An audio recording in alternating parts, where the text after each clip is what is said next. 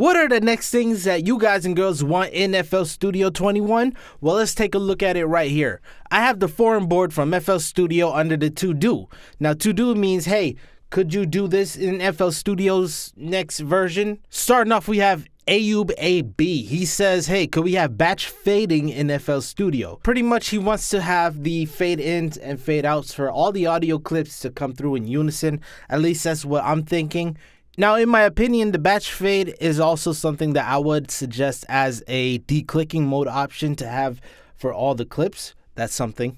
So, I don't know. Are you guys and girls thinking about batch fade? Matter of fact, let me know in the comment section down below right now, what is it that you want to see in FL Studio 21? Some people wanted the themes. Actually, a few of them, I could count on my hand, said they didn't want it. They could care less. And speaking of declicking mode, this is something since 2016. And a matter of fact, I've been talking about this for at least 2 years, 3 years now, since 2019. Too many people I've mixed and mastered in the past that has clicks in their songs, pops in their vocals, and it just sounds atrocious, all because they don't have the declicking mode enabled. This person here is asking about transparent wallpapers in FL Studio. So this kind of reminds me of Apple when they have Photoshop. It's just a whole bunch of windows and you can have like stuff shown in the background of the screen. There are multiple reasons, but really just because I like to watch movies. Well, how about instead of a transparent FL Studio, how about you do picture-in-picture for your videos? You can see right here, SB.net said something similar to what I was saying about the Apple thing. See, I could work on thumbnails and stuff like that while I'm watching videos, but working on music while I'm watching videos, that never worked out for me. We got more default colors. I don't understand that one. I like how you have some default colors and icons. It would be great if you could expand that. Why not use the name presets? So apparently there are name presets, so you could actually create a preset for your sounds. So you know how I like to go into FL Studio, color the kicks red, snares yellow. So it seems like there's something like this already, which maybe I should try out in another video. But I don't know, just the thought of a default, that doesn't make sense because default usually is just one original option, right? So how can you have more than one default? Oh, okay, this one is Rich right here. So he worked with visual arts, and one of the things that is very useful in things, especially like Premiere Pro, is something called nesting. So this is pretty much having a project and then using the project inside of another project similar like that.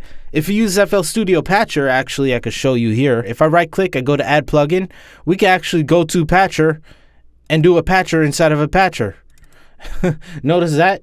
And I can even do a patcher inside of a patcher inside of a patcher. So essentially what this person is asking is something similar, where you could record your segments and then use that segment as a part of another project. Now, if you guys and girls don't know about this in FL Studio, there's something called arrangements. So pretty much what an arrangement is, well, we could create like a, let's just say a playlist like this, right? And we want to create a new arrangement. Let's just call this poop. Now, if I were to go ahead and put some stuff in here. Now, if I were to go back to the first arrangement called arrangement, you can see we have this. Now, in the sense of the nested clips, what he is explaining is similar, where, hey, what if we could put the poop arrangement inside of arrangement number 1?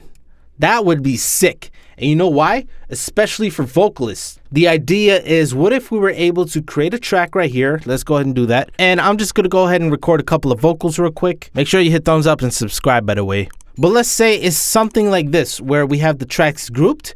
And then after cutting it, let's say we have both of these tracks right here and they're on top of each other. Let's say it just like this. We don't hear what's in track 5, track 6 from there, but instead we hear it from the nested sequence.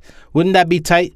So let's say if we were to cut right here on track 6, what the nested sequence would do is it would cut this right here too and have it like that. So of course, if I were to just straight up cut like this and hear this and this, we would have the nested sequence as the output result. Now that would be sick. Honestly, I don't think they'll be able to do something like that right now. If they could, then they're legendary. So a lot of people are asking about more mixers. Ever since FL Studio was a little jit, they had like what, 4 mixers, then 8, then 16, 32, 64, and now we're at 125.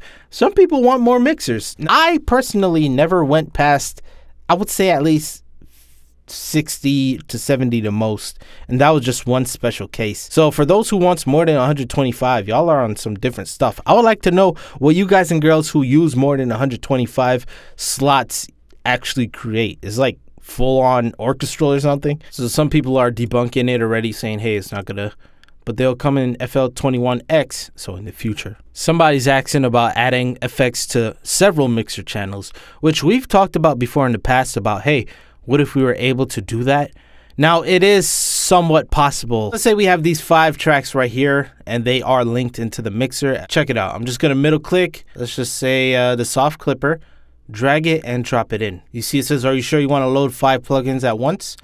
So check it out.